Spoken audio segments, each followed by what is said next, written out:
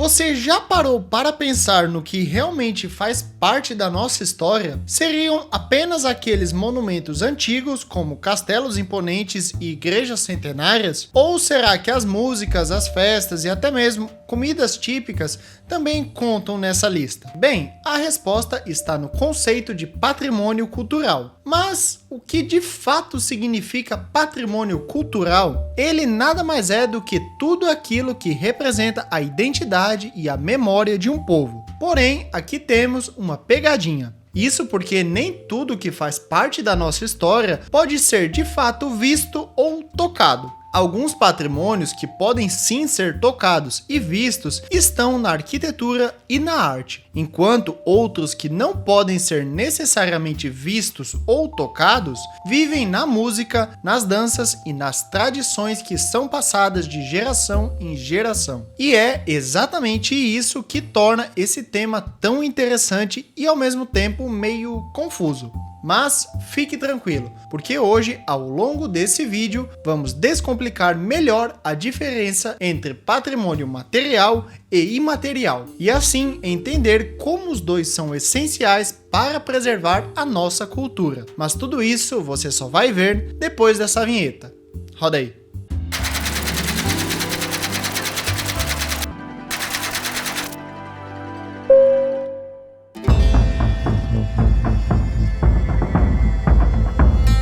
Sabe aquele frio na barriga ao visitar uma construção famosa que aparece nos nossos livros de história? Ou então aquela sensação de estar visitando uma parte do passado ao visitar uma cidade histórica? Isso acontece porque estamos cercados pelo patrimônio material, que é basicamente tudo o que podemos ver e tocar, que tem uma importância cultural, histórica ou artística. Imagine, por exemplo, um mundo sem as pirâmides do Egito, ou então sem o Coliseu de Roma, ou, para não precisar ir tão longe assim, sem o Cristo Redentor. Seria meio estranho, né? Isso porque essas construções não são só belos cartões postais, elas também contam histórias de civilizações inteiras, de conquistas, de artes e tradições que sobreviveram ao tempo. Mas calma, não pense que só grandes monumentos entram nessa categoria. Isso porque igrejas históricas, casarões antigos, esculturas, museus, documentos e até mesmo objetos do dia a dia como roupas e utensílios usados por civilizações antigas também fazem parte desse tipo de patrimônio. Em resumo, se foi feito pela humanidade e carrega algum valor cultural, pode ser sim considerado patrimônio material. Mas calma, não é como se todo lugar ou objeto do passado fosse considerado como patrimônio material. E é aqui que entra a Unesco, que além de diversos outros programas, tem como um deles a proteção de patrimônios históricos culturais. E para isso, ela tem critérios bem rigorosos para poder definir o que merece proteção ou não, levando em conta fatores como o valor histórico daquele achado, a influência cultural que ele possui e a necessidade de preservação para as futuras gerações. E o mais legal é que o patrimônio material não é só algo que olhamos de longe. Ele pode ser vivido nos tempos atuais, como por exemplo, podemos caminhar pelas ruínas de Machu Picchu, ou então visitar o Pelourinho na Bahia, ou então uma outra possibilidade é a de ver de perto as pinturas de artistas renomados, como Leonardo da Vinci e Michelangelo. Mas, peraí, e aquelas coisas que fazem parte da nossa cultura, mas que não podem ser guardadas em um museu? Como por exemplo, músicas, danças, lendas? Bom, isso já é um outro tipo de patrimônio, e nós vamos falar disso agora.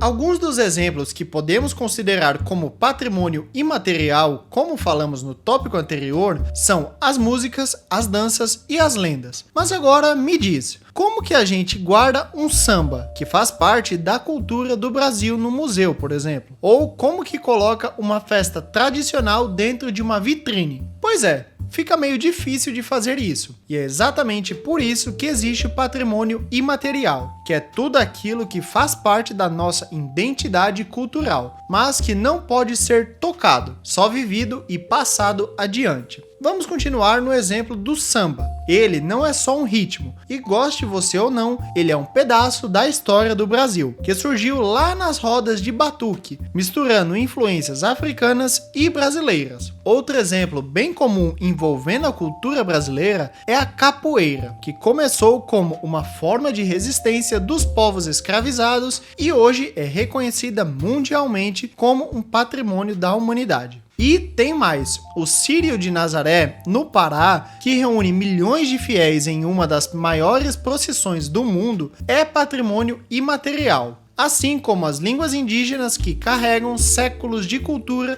e conhecimento. E a nossa gastronomia tradicional, sendo que a vantagem do Brasil é que, devido ao seu tamanho gigantesco, diferenças culturais entre regiões é o que não falta, indo desde os famosos churrascos no Rio Grande do Sul até mesmo a um acarajé baiano. Mas aí vem o desafio: como preservar algo que não tem forma física? Monumentos, por exemplo, a gente pode restaurar, documentos podem ser arquivados, o like você pode deixar. Inclusive, eu fiquei sabendo que o botão do like já se tornou um patrimônio histórico cultural interativo. Ou seja, você pode participar só clicando nele, que já ajuda demais o canal. E com isso, o YouTube entende que esse canal tem um conteúdo interessante e assim ele divulga para mais pessoas. Então, ajuda a gente a não cair no esquecimento, na moral. Mas, enfim, voltando ao assunto, se o patrimônio imaterial não pode ser guardado ou restaurado, como ficam as nossas tradições? Bem,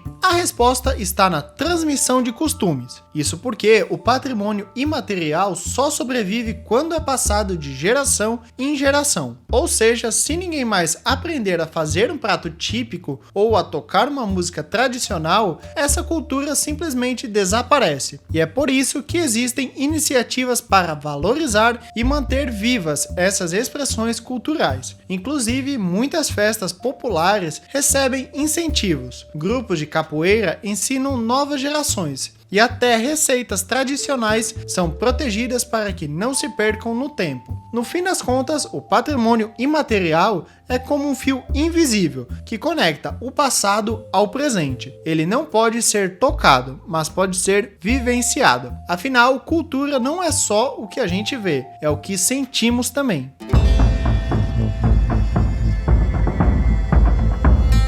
Beleza, a gente já falou sobre patrimônio material e imaterial, mas agora vem a pergunta: por que tudo isso é tão importante? Afinal, não basta só saber o que é, tem que entender o motivo de preservar. Imagine, por exemplo, um mundo sem história, sem monumentos que contam o passado, sem músicas que atravessam gerações, sem festas tradicionais que unem as pessoas. Isso seria tudo meio sem graça, né? O patrimônio cultural é o que nos liga às nossas raízes, à nossa identidade. Pensa só, quando você vê o Cristo Redentor, lembra na hora do Brasil, não é mesmo? Ou quando você vê a Torre Eiffel, já associa ela diretamente com Paris. A cultura cria conexões entre as pessoas e ajuda a manter viva as tradições de cada povo. E quando esse patrimônio é perdido, seja um prédio histórico demolido ou uma dança que ninguém mais pratica, é um pedaço da nossa história que se apaga junto. Mas, olha só, preservar o patrimônio não é só a responsabilidade dos historiadores e especialistas. Todo mundo tem um papel importante nisso. Valorizar a própria cultura, aprender as tradições do seu país